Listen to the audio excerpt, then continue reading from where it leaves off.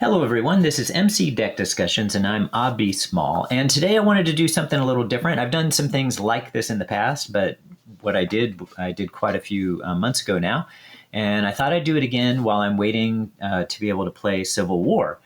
So I wanted to create a couple of rough draft leadership decks for people to see and think about, but also I want to be able to take feedback on, maybe changes people might suggest or additions.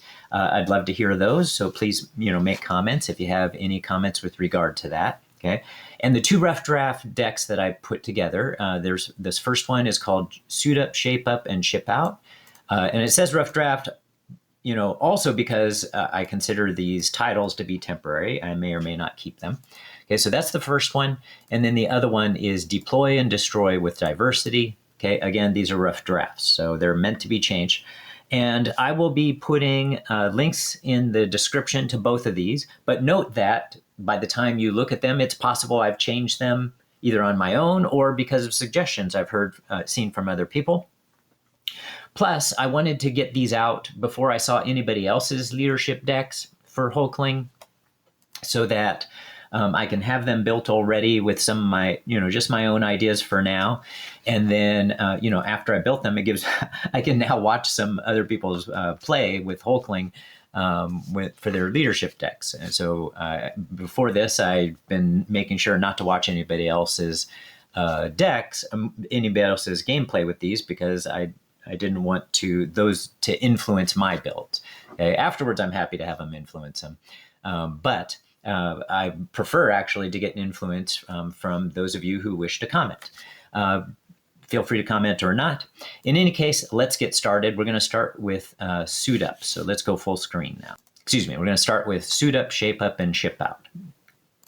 All right. So I'll start off with the idea behind the deck and then start going over the deck. So this is meant to be a Wiccan recursion deck. And the idea is for Wiccan to be played. So Wiccan has to be played from hand. So let's take a look at Wiccan real fast. Okay. So 1 attack, 2 thwart, 2 health, a 2-cost ally, has Avenger and Mystic traits, and has this response after you play Wiccan from your hand. So note it has to be played. He has to be played from your hand.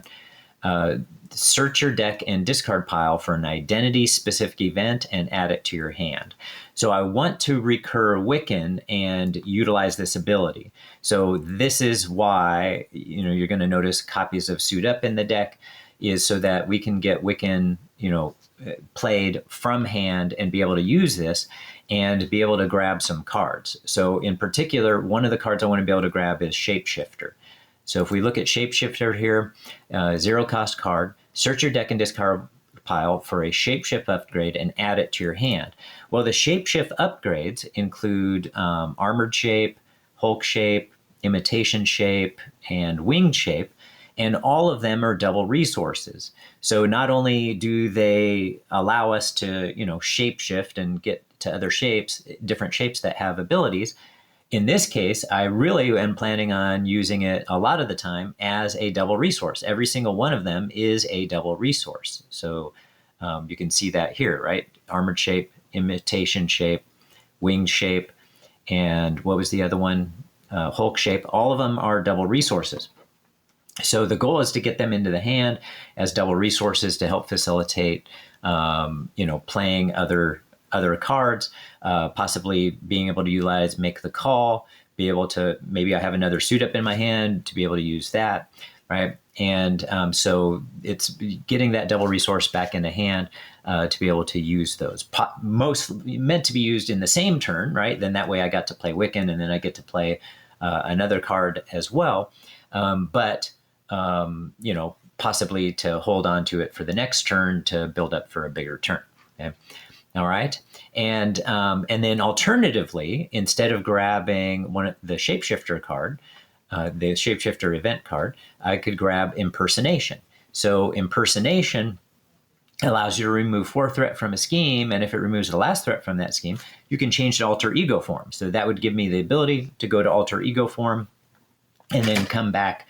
And if I go to alter ego form, then I can use Hulkling's alter ego ability and the shape changer ability, and I can search my deck and discard pile for a shapeshift upgrade and add it to my hand. So I can do it either way. So it's meant to be used primarily for those two possibilities. Of course, if it's necessary to get armored defense or shapeshift or strike, then that's great too. Okay, so that's the main goal, is recurring Wiccan. Okay, the whole purpose in having a card like Nick Fury in the deck is in order to draw cards, so I can start using Wiccan. So it is not meant to be a deck that recurs Nick Fury all the time, though if necessary, I'll do so to accomplish what I need to. But it's really to recur Nick Fury enough, maybe whenever necessary, in order to start getting Wiccan played. Okay, so that's the main goal there. And then in addition, let's see, Professor X, other than Nick Fury and Professor X. So Professor X is also to help facilitate going down to Alter Ego, to also allow us to use that, to also use the Shape Changer Alter Ego ability. And, all right. And then, and when we grab one of those shapeshifter cards, it is possible we'll play it, because then we could use Hulkling's hero side change, right? Chosen shape. After shapeshift upgrade enters play under your control, discard each other shapeshift upgrade you control, and ready Hulkling, right? So it could be used for that too, when that seems like the best choice. Okay? And then my other notes here, let's see. In addition, all the other allies but Nick Fury and Professor X are Avengers. Oh, it's meant to say are Avengers. Two of whom, Iron Lad and Ronan, are meant to stay in play as Voltron builds. So we have some upgrades in here for that purpose. Clarity of Purpose, 2 copies of that, just to be able to play one of them and then always have the other one available for Suit Up. And then we have Inspired, Reinforced Suit, and Sky Cycle, which can all end up going on either Ronan, who, once he gets one of those on, he'll get +1 thwart and +1 attack, giving him then 3 attack and 2 thwart. And then the other one I mentioned was, Iron Lad, because Iron Lad, when Iron Lad uses a basic power, even though he only has 1/1 for his attack and thwart, when he uses a basic power, I can exhaust another Avenger ally and add that ally's matching power to Iron Lad's power for this use, right? So Iron Lad and Ronan, either of those or both of them are meant to be built out. And that's also part of why we have United We Stand in the deck, in order to heal 1 damage from friendly characters, X-friendly characters, right, where X is equal to the villain stage number. And it's meant to be used primarily on those 2 cards. So like I said, that was Ronan and Iron Lad. Okay, so those are my main notes. Now let's just mention the rest of the cards in here. So Black Panther is meant to allow us to get Suit Up back, maybe make the call if that's the better choice, and even United We Stand, right? It is a free play, so sometimes that might be the choice. So we might want to recur Black Panther at times. Kalu is meant to bring us in, help us to get events, whatever the event might be. Nick Fury for some card draw to start getting the recursion of Wiccan going. Professor X already mentioned, so that we can confuse the villain. I didn't say that specifically. Confuse the villain so we can go to Alter Ego side. Already mentioned Ronan. White Tiger is a nice alternative to Nick Fury and cheaper, and especially if we're in higher villain stages, then White Tiger might be a great choice to play. And no matter what, when White Tiger is played, we can get some card draw, 1, 2, or 3 cards, depending. And then there's also Yellow Jacket here. After Yellow Jacket enters play, search the top 5 cards of your deck for an upgrade and add it to your hand. And we have all these great upgrades in here for that. Already included, but there's a ton of upgrades. So Yellow Jacket should be highly effective because we've got 10 of them to choose from. And then for the supports that we've added, we have Avengers Mansion. I think Avengers Mansion could be played relatively easily. Avengers Tower, because we have quite a few Avengers coming into play, and especially with Suit Up added, so we can help play them. Mighty Avengers to add to the +1 thwart and +1 attack, at least when Professor X and Nick Fury aren't in play. And then Quinn Carrier, and I already mentioned the upgrades. So there's the rough draft for Suit Up, Shape Up, and Ship Out. I'd love to hear your thoughts about this, your thoughts about changes that I might make. And I might even just consider those changes and not make them, or I might consider the changes and make them. And, they could be great ideas either way. It'll be, but I just love to hear what you guys, the ideas that people have. All right, let's go ahead and look at the other one. All right. So this one is called Deploy and Destroy with Diversity, rough draft. You can probably guess that this is a strength and diversity deck. So just for those who may not know, right, it has a hero action. For each different trait on friendly characters in play, choose to either remove one threat from a scheme or deal one damage to an enemy. So this seems like a great choice because Hulkling has 3 different traits to begin with: Avenger, Kree, and Skrull. So if we can expand on, as soon as we just get one other ally in, then already strength and diversity can do 4 choices of removing threat and dealing damage.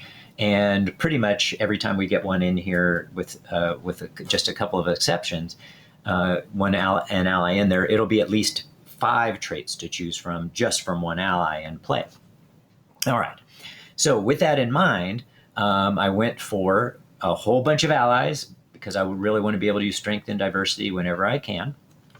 And then a couple of make the call to be able to bring some of them back when I want to, and a regroup to also be able to bring some back when we want to. The Triskelion, just to kind of expand out, just in case, maybe I'm going to have Hulkling stay in a defensive type of mode. And if that's the case, then maybe we can have 4 allies out at times. Okay. All right. So here are the allies. You can see them here, right? I'll just mention them real quickly. And then over here, you're going to see how diverse that makes this group, right? So we've got Beast, Black Panther, Deadpool, Domino, Gambit, Gamora. Gamora can only be put into play using Make the Call, but Gamora has that extra ability to, after not Gambit, after Gamora attacks or thwarts, discard cards from the top of your deck until you discard an event, then add that card to your hand. So that gives us all kinds of possibilities for getting events into our hand and gives us Guardian trait. Okay, Hugin and Munin, Legion, Nick Fury, Professor X, Slingshot, Sunspot, Vivian, and of course Wiccan comes in the deck, right? But still counts because Wiccan is Avenger traded, but at least adds the Mystic trait because Hulkling's Avenger traded, but Mystic trait is added, right?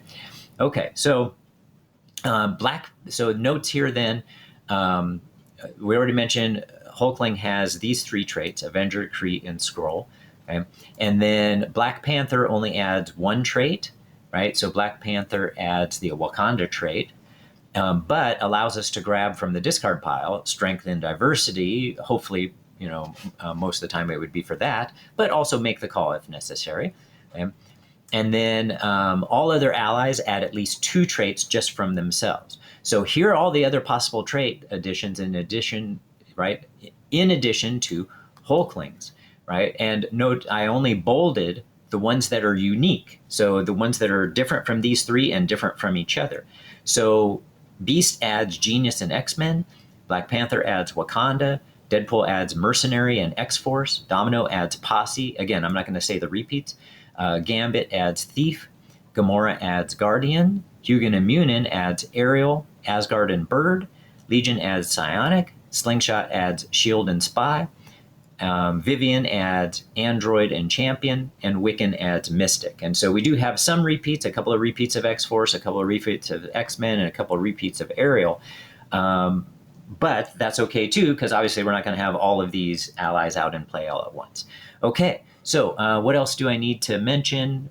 To make the call, 3 strength and diversity. I did add a superpower training because I think it's really important here to make sure to get alien physiology into play. So to add some more resource generators. And unlike the other deck, so the other deck you may or may not have noticed, I had no resource cards. But in this one, I do have an energy and a genius, the double resources. And then here, Avengers Mansion again, which I expect to get out really easily in this deck. Quinn Carrier, Regroup, and the Triskelion, and Clarity of Purpose for a resource generator. 41 cards altogether. So again, love to hear your ideas, what you think of the deck. of course, is a possibility, but also, hey, what are some changes you think might be wise to make? And again, I'll consider what people say, and I might like the ideas and not make a change, or like the ideas and make the change. You know how it is when you're making decks. You gotta, you can only choose so many.